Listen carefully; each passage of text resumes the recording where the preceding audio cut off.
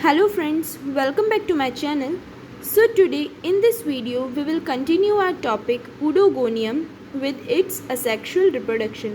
Last video में हमने Oedogonium का वेजिटेटिव रिप्रोडक्शन देखा था जिसमें हमने टू मेथड्स देखे थे. First was fragmentation and the second akinetes. एंड इस वीडियो में हम इसका असेक्सुअल रिप्रोडक्शन देखेंगे which takes place by zoospores. Under favorable conditions, all cells except holdfast form zoospores that are singly within a cell. अब asexual reproduction जो होता है ओडोगोनियम में वो जूस्पोर्स के थ्रू होता है. फेवरेबल कंडीशंस जब होती है उस टाइम पे होल्डफास्ट के अलावा एक्सेप्ट होल्डफास्ट जितने भी सेल्स प्रेजेंट होते हैं फिलामेंट में वो सभी जूस्पोर्स फॉर्म करने में कैपेबल होते हैं. सारे ही cells except holdfast zoospores form करते हैं and singly with in a cell. It means एक सेल एक जूस्पोर क्रिएट करता है, फॉर्म करता है. ओके, सेकेंड पॉइंट है the cell with apical cap behaves as zoosporangium. अब जिस सेल में अपाइकल कैप्स प्रेजेंट होती है, हमने देखा था लास्ट मैंने जब थैलस स्ट्रक्चर एक्सप्लेन किया था ओडोगोनियम का, उसमें बताई थी अपाइकल कैप्स क्या होती है. जिन सेल्स में अपाइकल कैप्स होते हैं फिर हम उन्हें कैप सेल्स बोलते हैं. तो अपाइकल कैप्स वाली जितनी भी सेल्स होती हैं वो एज अ जूस्पोरेंजियम बिहेव करती है, जूस्पोरेंजियम फॉर्म करती है. A small lens shaped hyaline area develops on one side of the protoplast which eventually becomes the anterior end of the zoospore.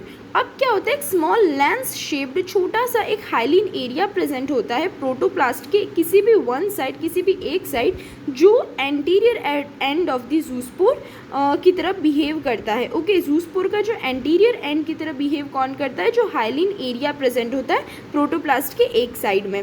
अब मैं इसमें फ्रेंड्स एक पॉइंट ऐड करना भूल गई हूँ. तो इसमें क्या होता है कि जो हाइलिन एरिया प्रेजेंट होता है उसमें एक ring of basal granules appear होते हैं. बेसल ग्रेन्यूल्स की एक रिंग होती है जिसमें से हर एक ग्रेन्यूल एक सिंगल फ्लैजिलम को अराइज करती है. इट मीन्स बहुत सारे ग्रेन्यूल्स प्रेजेंट होते हैं तो हर एक ग्रेन्यूल में से एक फ्लैजिलम अराइज होता है. और जितने भी बेसल ग्रेन्यूल्स होते हैं वो सारे कनेक्टेड होते हैं एक दूसरे से एक फाइब्रस स्ट्रैंड से. ओके, तो इस स्टेज में हमें पता चलता है कि जूस्पोर्स जो है उसमें ही एक बेसल ग्रेन्यूल्स के थ्रू क्या होता है, फ्लैजिला प्रेजेंट होते हैं. Okay, the mature zoospore is avoid spherical और पायरीफॉर्म. तो जो मैच्योर जूस्पोर होता है वो कैसा होता है, ओवॉइड होता है. इट मीन्स ओवॉइड शेप है, स्फेरिकल शेप का होता है, या पायरीफॉर्म हमें पता है इस टाइप का जो शेप होती है जो हमने क्लैमिडोमोनास, वॉलवॉक्स, एक वाटर ड्रॉप की तरह जो शेप होती है इस शेप को हम पायरीफॉर्म कहते हैं. तो इस शेप में एक मैच्योर जूस्पोर होता है, प्रेजेंट होता है. It is uninucleate and contains a chloroplast. ये यूनिन्यूक्लिएट होता है, इसमें जस्ट सिंगल न्यूक्लियस प्रेजेंट होता है and contains a chloroplast. And chloroplast भी इसमें प्रेजेंट होते हैं.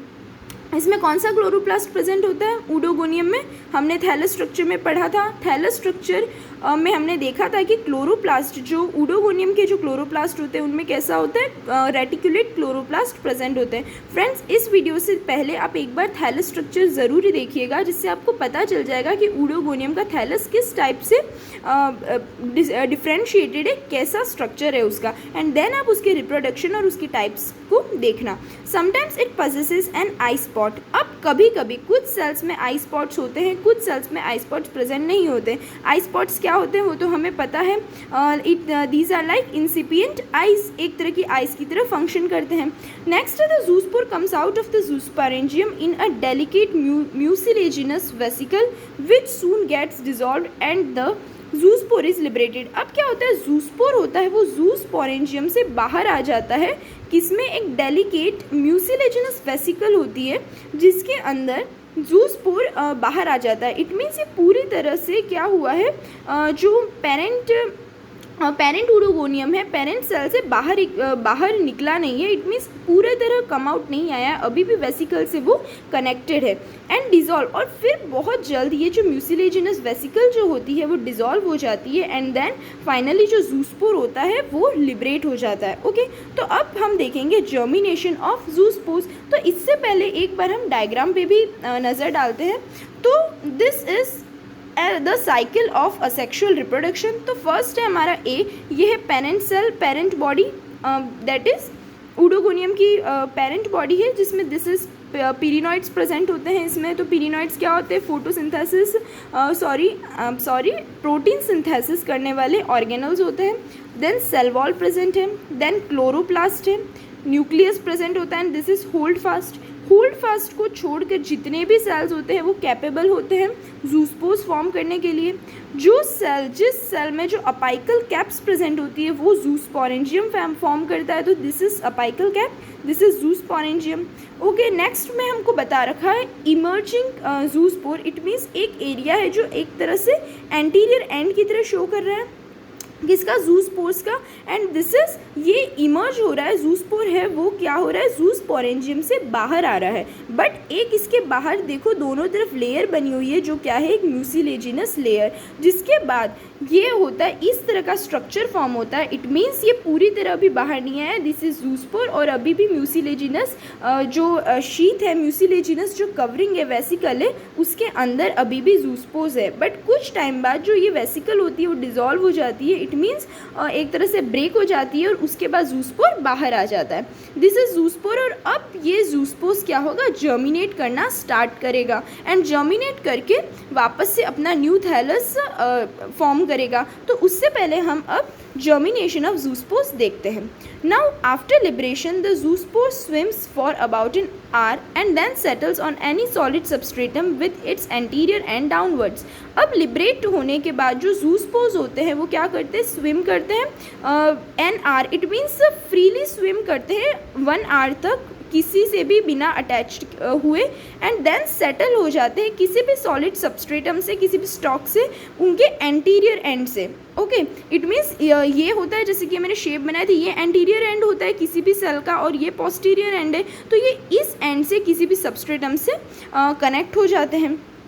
ओके, और देन है इट रिट्रैक्ट्स इट्स फ्लैजिला। तो हमने देखा इसमें फ्लैजिला अभी प्रेजेंट थे, जितने भी बेसल ग्रेन्यूल्स थे उनमें ही हर एक बेसल ग्रेन्यूल एक फ्लैजिला क्रिएट कर रहा था और वो सारे फ्लैजिला एक दूसरे से, इट मीन्स जितने भी बेसल ग्रेन्यूल्स हैं वो एक दूसरे से फाइब्रस स्ट्रैंड्स की तरह कनेक्टेड थे। तो वो सारे रिट्रैक्ट हो जाते हैं, इट मीन्स वापस से विड्रॉ हो जाते हैं सारे flagella and elongates considerably. And then जो सेल्स होते हैं जो वो इलोंगेट होना स्टार्ट करता है, डेवलप करना स्टार्ट कर देते हैं। और transverse septum separates the basal hyaline holdfast from the apical green cell. अब जो ट्रांसवर्स एक सेप्टम क्रिएट होती है जो बेसल हाइलिन होल्ड फास्ट था, होल्ड फास्ट जो होता है उससे अपाइकल ग्रीन सेल को अलग करती है। इट मीन्स सबसे पहले क्या बनता है नीचे का होल्ड फास्ट वाला, it means basal cell create होता है एंड दूसरा क्या होता है सबसे ऊपर अपाइकल सेल क्रिएट होता है एंड देन वो धीरे डेवलप होकर के the apical cells divide repeatedly to form a new filament. And then जो अपाइकल सेल्स है वो regularly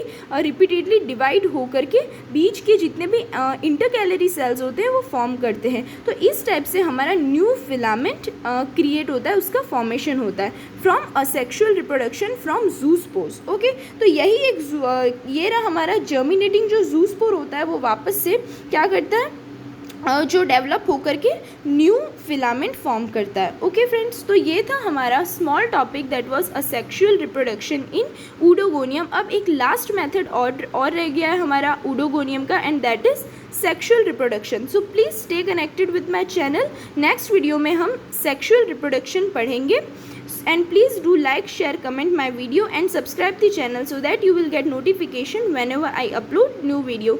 Thank you friends, bye.